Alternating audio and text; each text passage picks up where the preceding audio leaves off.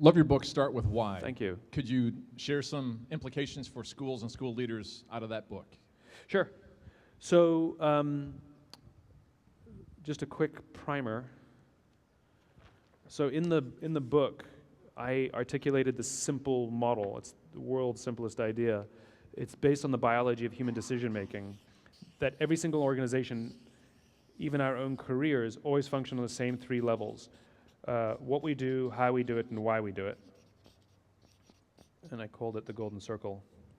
We all know what we do. This is the job you do. You teach or you run schools, whatever it is, it's what you do.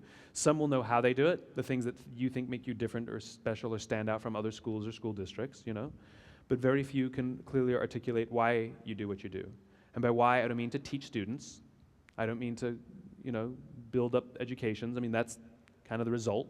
It's kind of what you're supposed to do. I mean, what's your purpose, what's your cause, what's your belief? Like, why do we need your school? There's plenty of options. Some kids actually have options. And if we shut down your school, would anybody miss it? Why do you show up at work every day, and why should anyone care? And so, as a result, what we do is we think, act, and communicate from the outside in. We tell people what we do, we tell them how we're different, and we expect some sort of behavior. But those great leaders, everything from Apple computers to Martin Luther King, what they all do is they think, act, and communicate from the inside out. They all start with why they do what they do.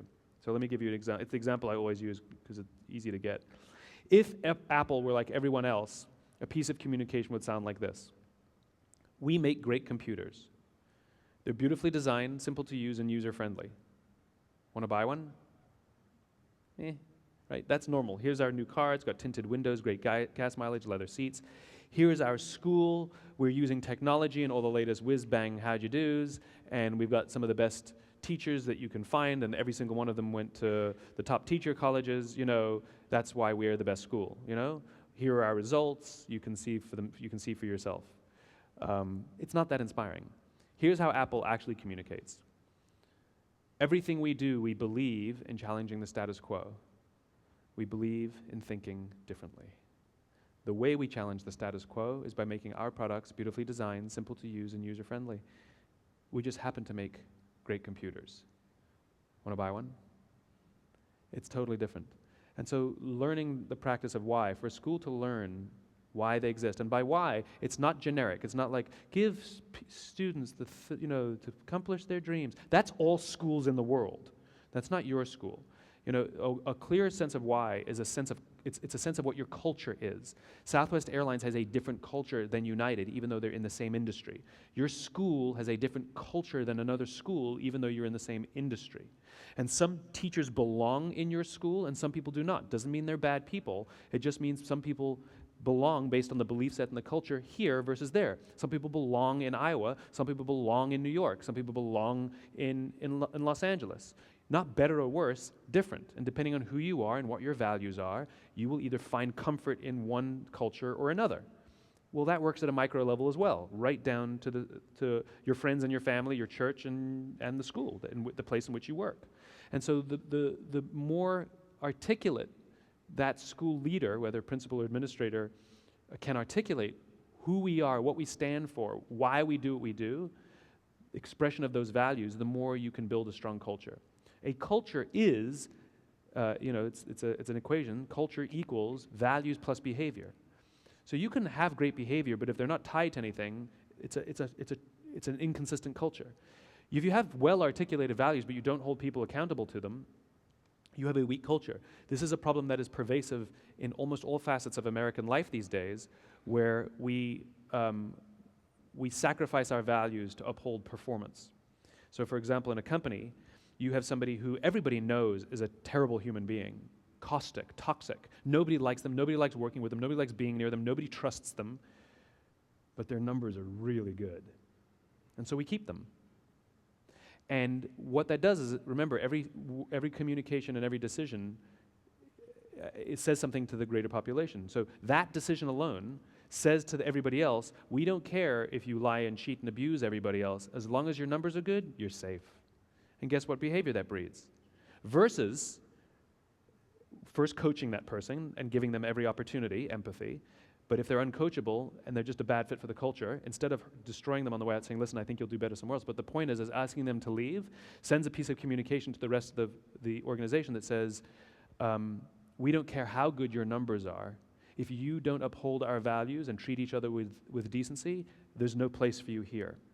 And what that does is it makes everybody rise to the standard that we set. It's either a number standard or a value standard. The irony is, if you set the number standard, values will always suffer. If you set the values standard, the numbers will always improve. Always. Because we're in it for each other, not for the reward or the recognition or the bonus or whatever it is, you know? So I think that a school and a school district should absolutely set out on the journey to understand their why, without a doubt. It's not always that complicated either. It can be done in about a day. It's not months of research and soul searching. It's a relatively easy process. And then it gives whoever the principal or administrator is a North Star, something to pursue. So I'll tell you the why for our organization. Our why is to inspire people to do the things that inspire them. That's what we care about. And so when we sit down to make a decision, we say, will this fulfill what we're setting out to do? And we have a vision of what the world would look like if everything we do comes to life. We imagine, that's what good vision words, right? We imagine a world in which the vast majority of people wake up every single morning, inspired to go to work, feel safe when they're there, and come home at the end of the day feeling fulfilled. That's what we want. And so when we have a business decision to make, we say, if we think about the race analogy, will this, whatever we accomplish here, will this metric move us closer to this ideal that we know that we'll never really reach, but we'll die trying? And if the answer is yes, we do it. And if the answer is no, we don't do it, even if it would have been good for the business. We very often make decisions that are bad for the business because we don't actually care about the business, we care about the movement. So the same is true for school. It's not just, is it good for a student? There's a million decisions that you can make that are good for the students, but in a vacuum have secondary and tertiary effects that are bad for the school, et cetera, et cetera, et cetera. And the point is, it's like some of the experimental schools, or like a Montessori or a KIPP school. They have a perspective and they make decisions because of it. And the cultures of these schools are different than other schools because there's a perspective and a thing. There's a why. That's not unique to those schools. It's just those school leaders figured it out and wrote it down. And the teachers, the parents, the teachers who want to teach in that system, go there. The teachers who don't. The parents who want to send their kids to those schools, go there. The parents who don't. In other words, we find places that embody our own beliefs. It says something about the parent or the teacher who volunteers to go to a Montessori school, for example. Right? It says something about a parent or a teacher who says, no, I believe in the public school system, and even with all the issues that it has, which are beyond its control, I would only work in a public school. It says something about the teacher and their values. It says something about the parent and their values. Regardless of their financial means, they choose to send their kids to public schools reflects who they are. So the ability to articulate that means that you attract people, you attract the right teachers, you attract the right administrators. You're much more likely to have a cooperative experience with your parents, because it's a team effort. But if you don't share the same values, you're at each other as opposed to working together. That is a unifying theme. That's what that does.